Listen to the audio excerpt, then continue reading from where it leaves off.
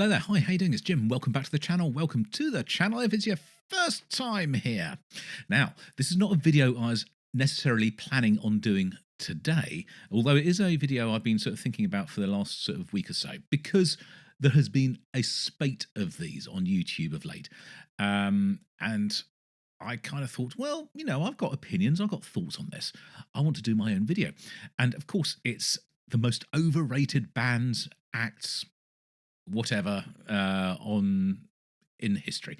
Now, I'm going to have to preface this and say this is opinion. This is from my point of view, and I'm going to take it one step further and say these are not necessarily bad bands. And actually, some of them I do quite like, but there are bits of it that I do like. But what I'm going to say is, on the whole, they are just bands that I just can't get into, not sort of really sort of immerse myself in and get. I've got a list of 10. Some of these I think you'll probably agree with. Well, hopefully. Some of them you'll think, what? I can't believe you don't like that. I mean, what? And some of them you'll say, oh, yeah, I hadn't thought about that. So I'm going to start off at the top of my list. These aren't in any particular order. They're just bands that as I thought of them and I put into a list. Number one is Kiss. Now, I know Kiss have been one of the biggest bands around for a really, really, really long time. And they put on a spectacular live show. But I think it's the same live show time after time after time after time. And the songs, I don't really understand what they are. They present themselves as this really sort of it's the face paint and everything. It looks like a sort of a black metal act from Sweden, but they then sing pop songs, and it's. I know it's entertainment, and I know it's sort of along the lines of Alice Cooper or Ghost and that sort of thing. Again, acts that would probably be on this list, but I haven't included those. But I just don't understand the appeal. I really don't. And I mean, I find that it's fun, but why are they such a hugely rated band? I don't know. I really don't know. Number 2, Joy Division. Now, they are regarded by very trendy, hip people, journalists, critics, magazines, books, all sorts of stuff, as being an absolute iconic, important, hugely influential band. Love Will Tear Us Apart. It's a catchy little song, isn't it? And there's a lot of t-shirts. But beyond that, why? Why? What is it about Joy Division that is so spectacularly important? Ian Curtis died young, early, sadly. But that doesn't mean that the band itself and its musical output should be regarded or put on a pedestal. I don't understand. I just don't understand Joy Division and why. I like New Order, which came out of after as a result of Joy Division sort of not being there anymore. And I would say that New Order had some interesting stuff. Really, really. I mean, I really like New Order. I've got some of their stuff. Then again, they're not going to be one of the top bands of all time, but I think they're better than Joy Division. So no, I don't get it. Now this is going to upset a few of my friends. This is Oasis. Sure, they sell out, or did sell out, some huge stadiums. They were able to sort of like tap into the zeitgeist of the time of the early 1990s in the UK, and people who rate them really, really highly kind of talk about them a little bit like the Stone Roses as well, as sort of saviors of guitar music. But guitar music had never gone away. They're just looking in the wrong place. I just don't understand why Oasis were so spectacularly popular. Is it the feuding of the two brothers? Is it the catchiness of the tunes, which kind of were not their own anyway? I mean, they are obviously original songs, but they're all sort of ripped off of something else. Every single song on that first album, definitely maybe, you hear there's a song on there which that's the Coke commercial from the 1980s or 1970s, and everything sounds really familiar, and there's a reason for that because it is another song which has just been changed with some different lyrics on it, and it's not clever. It's just very straightforward,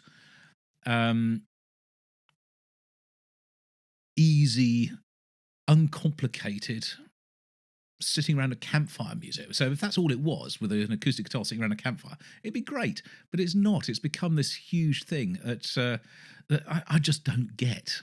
I don't get. And I like some of the songs, of course I do. Who doesn't? But I can't understand why they're not big anymore. They're no longer there. But why they were such a huge band? It just doesn't compute. Now this is another. This might be a controversial one. Nirvana.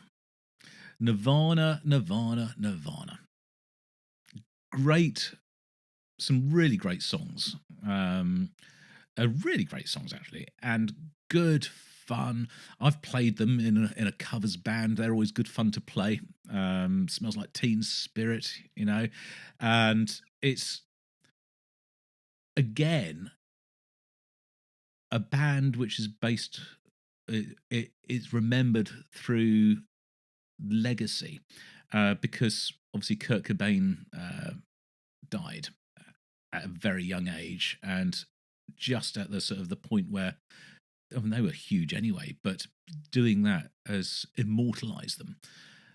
In the same way Amy Winehouse did, and Ian Curtis. So I think that's the link there. That's what has made them so incredibly popular.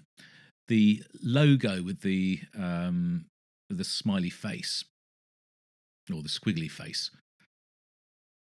again has sold millions of t-shirts, and I think that they are overrated because they weren't doing anything particularly exciting or new or even that innovative. It was punk rock music, and it was like sort of came 15 or 20 years after the punk rock scene originally happened, in the 70s. But what was special about it? There was energy, there was excitement, of course there was, but it was a flash in the pan. It was a moment, and I really like some of the music. I really do. But they're classed often by a lot of people in sort of like the top 5 bands of all time, but no, of course they're not. Absolutely not. Number 5 is U2. Again, this is a band which is so big, so huge, so known, omnipresent. They are everywhere. To the point where in the 10, 15 years ago, if you bought an iPod, you had their album on it, and you didn't want it. But why? Why are they so huge? They had some really great songs. The Joshua Tree album was absolutely brilliant. I think Brian Eno was a fantastic producer and helped get some amazing soulful sounding stuff out of them. I think they are hugely overrated. They've got some really good songs, and you cannot deny that they've got some great songs, but I think their discography is not consistent. So early days, um, back in the when their first album, we talk about things like um, Boy. We got War, had Gloria. Some of those really, really early tracks from that early time were great, but they were very just standard. Not standard. That's unfair. They were very. There's nothing to catapult them head and shoulders above other bands at the time. The only album which has done that, maybe a couple of albums, as I say, is Joshua Tree, which had some amazing moments on it. But a lot of that is down to effects and down to the studio, the sound it created. So it's a beautifully well produced, incredibly produced album. But it's not. They're not a consistent band for me, and I think they are way bigger than they deserve to be. In my opinion. I'm going to keep saying that. This is my opinion. Number 6. Now, I just don't understand this. I don't get the Beach Boys. I'm happy to be corrected on this, but I just don't understand why they are considered such an important band. Beach Boys had these two distinct eras. The fun, happy, surfing USA, all-American, white teeth and flowing blonde locks, the surfing boys, surfing USA. The surfing boys? The Beach Boys. But then the second era, the Brian Wilson... Brian Wilson driven Pet Sounds thing. I just don't understand this. I mean, they are all sort of classic tunes, and they're all things that have been there forever and ever and ever, sort of burned into my psyche because they are, sort of just part of modern life. It's music that's always been there, but is it deserving of being put on this pedestal? I don't know. I don't know that it is. Persuade me, because I feel like I ought to really like it. I mean, I do like it. I feel like I really ought to get them and know why it's so important and so spectacular. And I don't.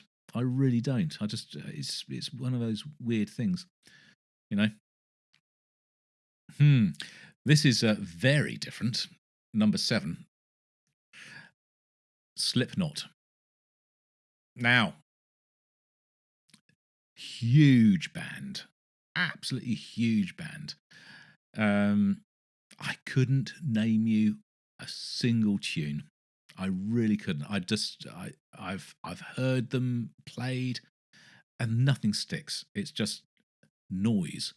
And before you sort of say, "Oh, you funny old man, it's just noise," go back over my videos and watch stuff that I've listened to. I have no problem with very heavy, very heavy and extreme music. But Slipknot, there's nothing there for me. I just don't get it. I don't. I saw them live. They did they headlined a Download Festival when I was there, and I just stood around me looking at everybody who was so excited and getting into the music, and I thought, what is this?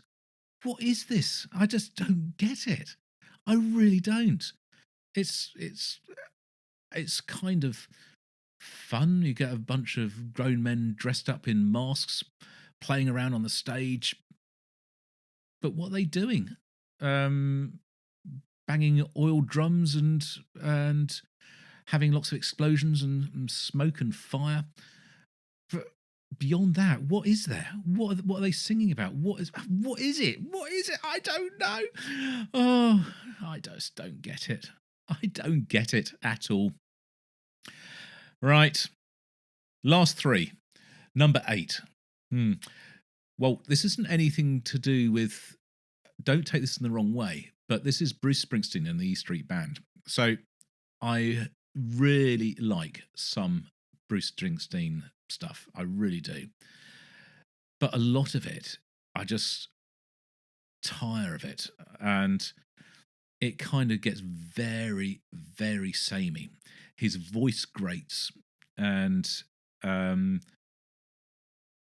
I just can't find the willpower to listen to a full album of the music, let alone go and see a live concert where they'll play for like 3 hours or something like that, because I can't think of anything worse.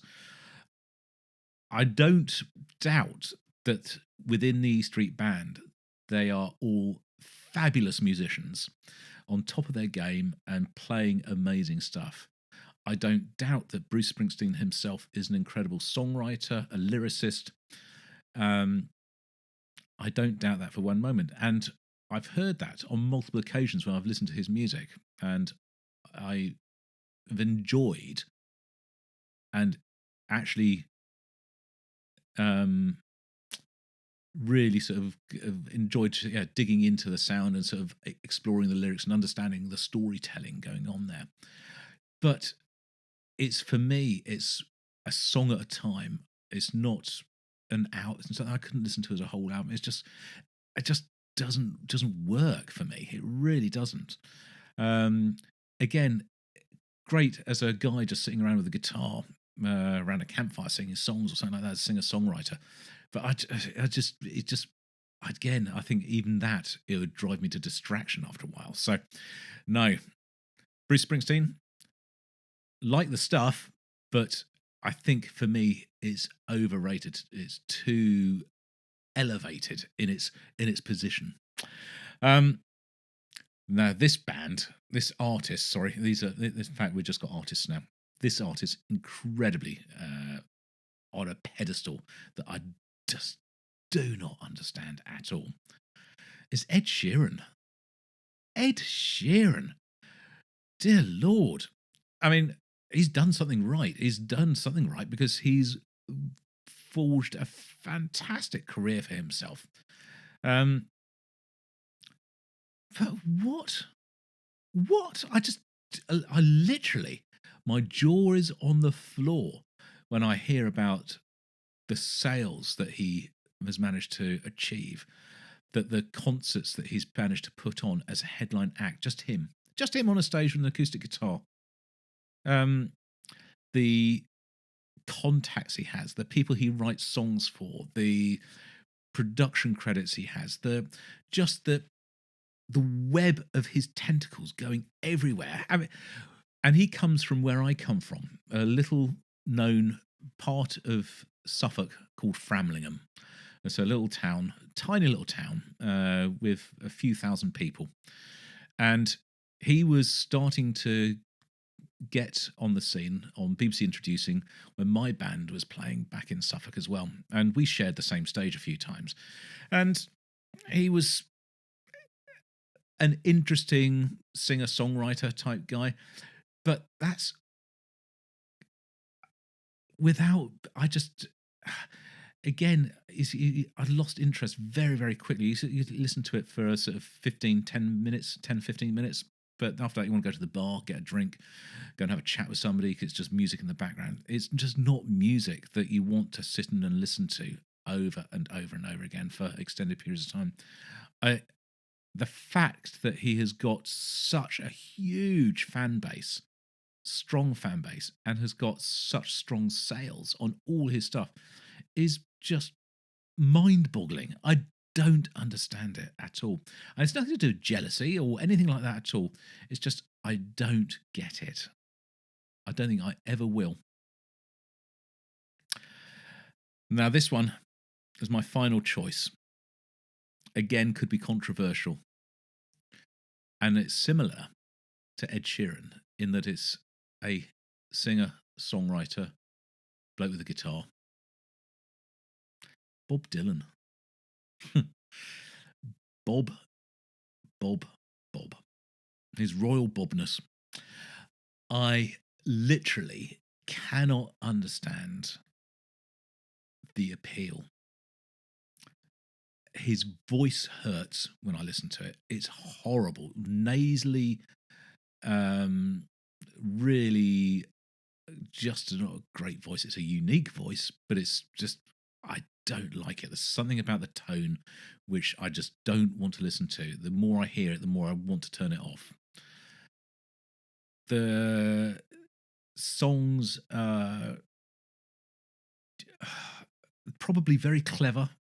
They're probably really interesting things he's saying, but I don't want to hear them. I just don't want to hear them.